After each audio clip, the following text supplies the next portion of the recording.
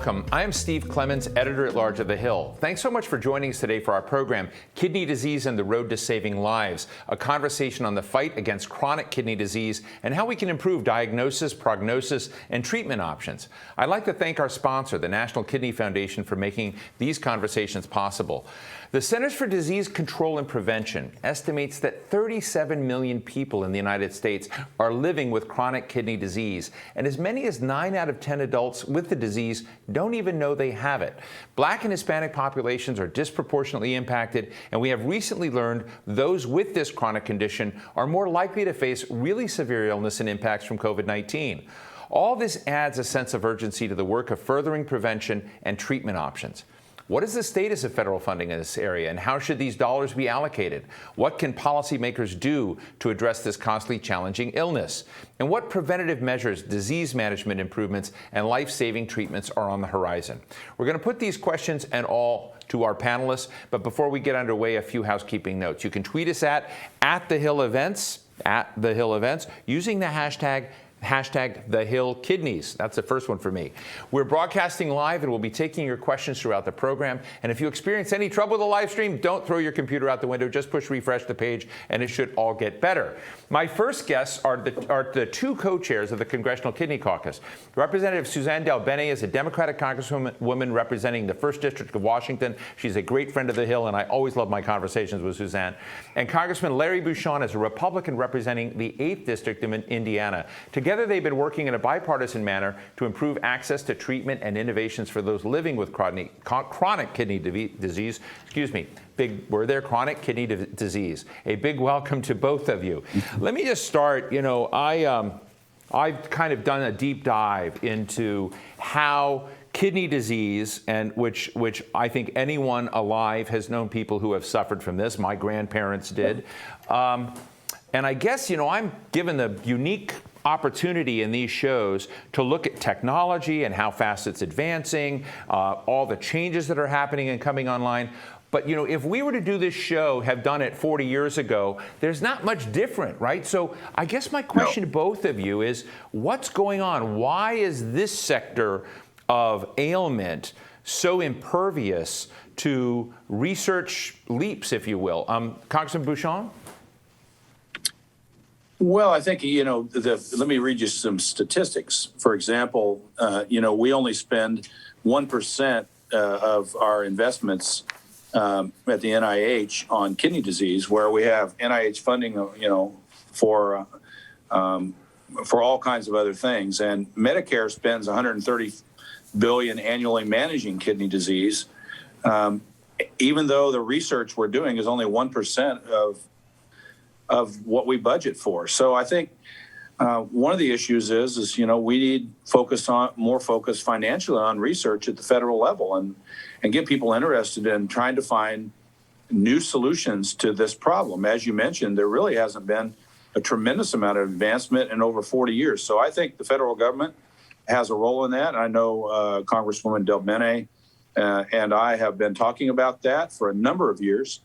But that's one of the issues. I think we need more of a focus nationally on this disease. I really appreciate it. Congresswoman DelBene, I looked at the numbers, and when you kind of look at the aggregate dollars that are going into research, as I understand, it's about $308 an individual impacted by cancer in the cancer category. If you're going to look on a per capita basis, if you look at heart disease, it's around $50. And you go down to kidney disease, it's 18. So on a sliding scale. But this is a huge problem. As Larry just said, we're spending $130 billion in expenses in Medicare. So I'm just going, do your colleagues get it? Does the government get it? Is there any sense of hey, we haven't been dealing with this portfolio right? Well, that's why Congressman Bucshon and I are co-chairing the Congressional Kidney Caucus to bring attention not only to the numbers that both of you have just been talking about, but also the importance of investment and the breakthroughs that that we need to make sure are invested in and developed. We have great work happening right now, but it needs to be a focus. We know that dialysis, which was started out in my neck of the woods here in Washington State, has been a common treatment for so long, but we need to do more. We need to make sure that patients, one, can be at home.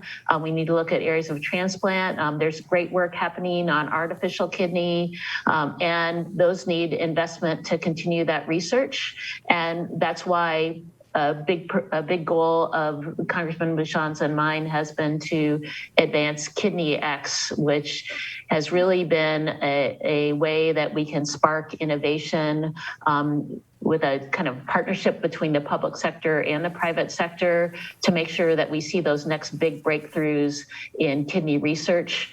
There is great research happening, but we need to accelerate it because it impacts so many people across the country. Representative DelBene, I read about your work in support of Kidney X. It's something I hadn't heard about before. Can you share with us and share with our viewers a little bit more about what's involved there? I know it's a public-private partnership, but are there, is there a U.S. government funding target that we have for this? And what is, can you give us any greater dimension of that? So we actually, Kidney X is kind of a newer initiative that we've been working on to make sure that we spark innovation in kidney research and new opportunities to treat patients.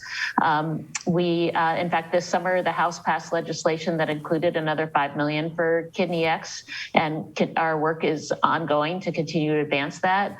Kidney X has funded more than 60 innovators for solutions ranging from patient-created tools to the first prototypes of an artificial kidney that could replace the need for dialysis or transplant waiting lists.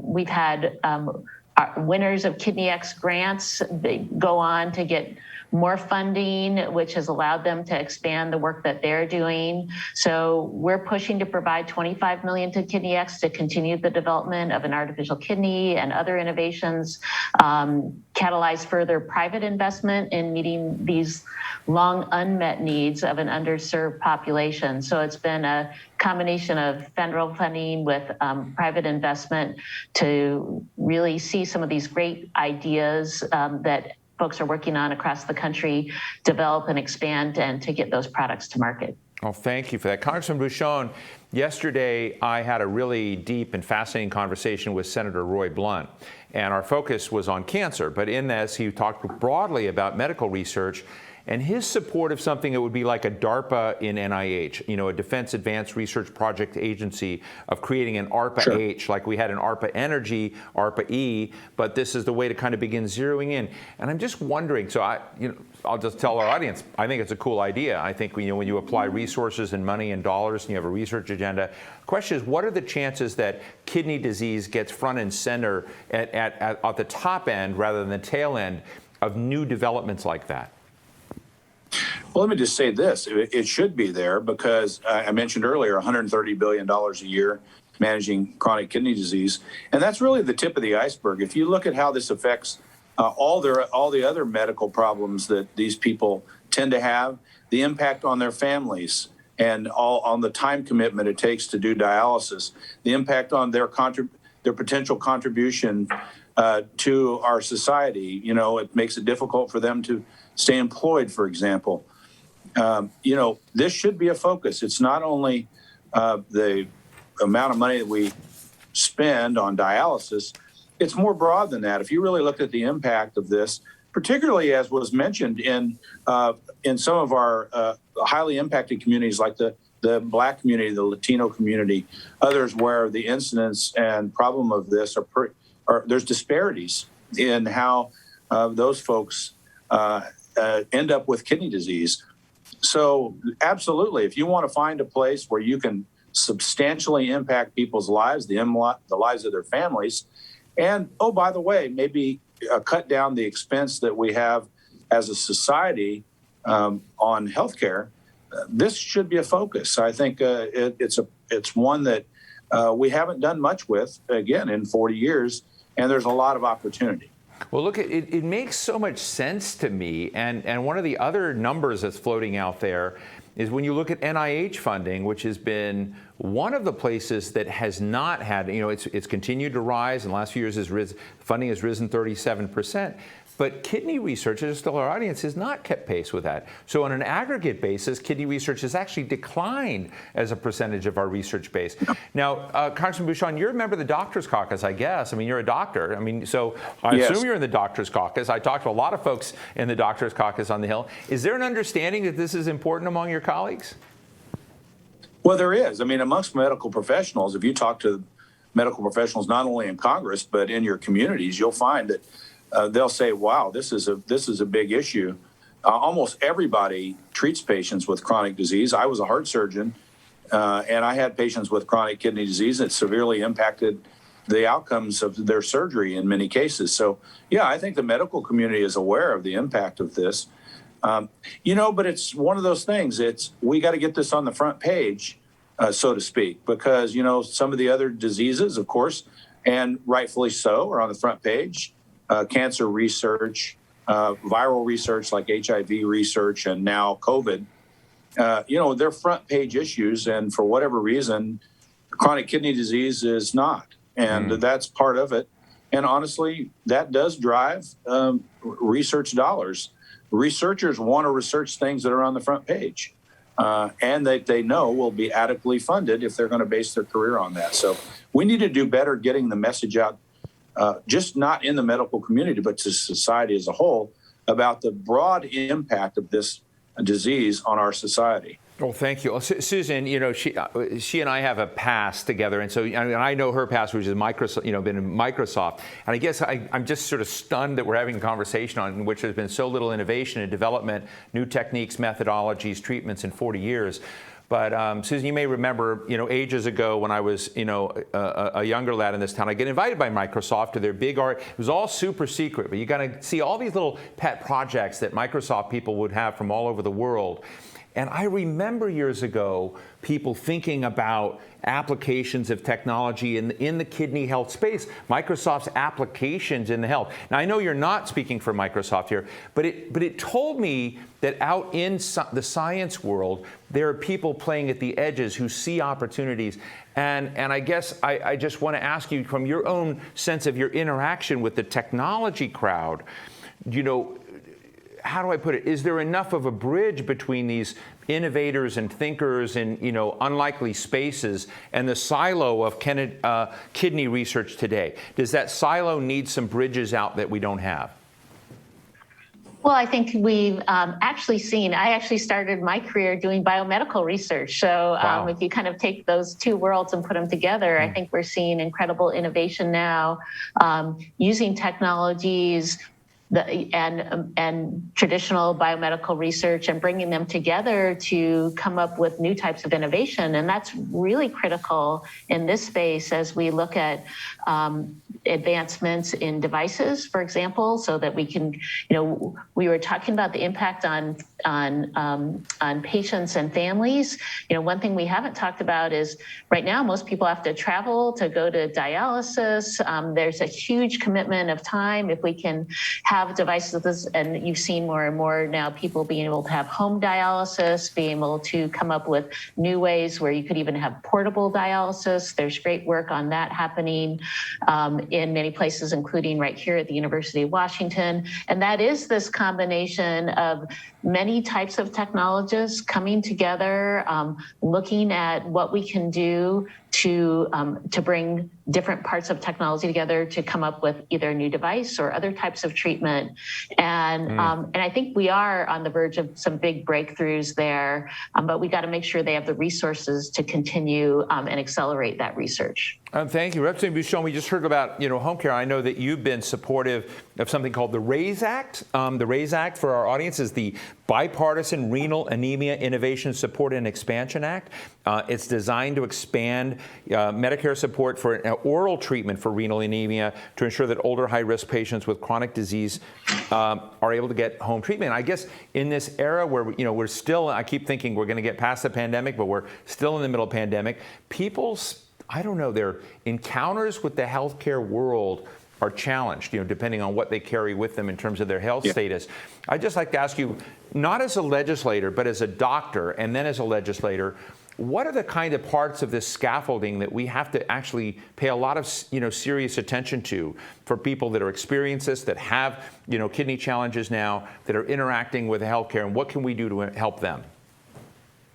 Well, you just mentioned home care. If you can do this at home, as Suzanne just mentioned, the time commitment to the patient and the family, the travel time, is really important. So people with chronic kidney disease, one of the reasons I think we have an area of opportunity to get people better equipped to do this themselves in their own home, will really have a dramatic impact on their quality of life. So I'm a big supporter of that.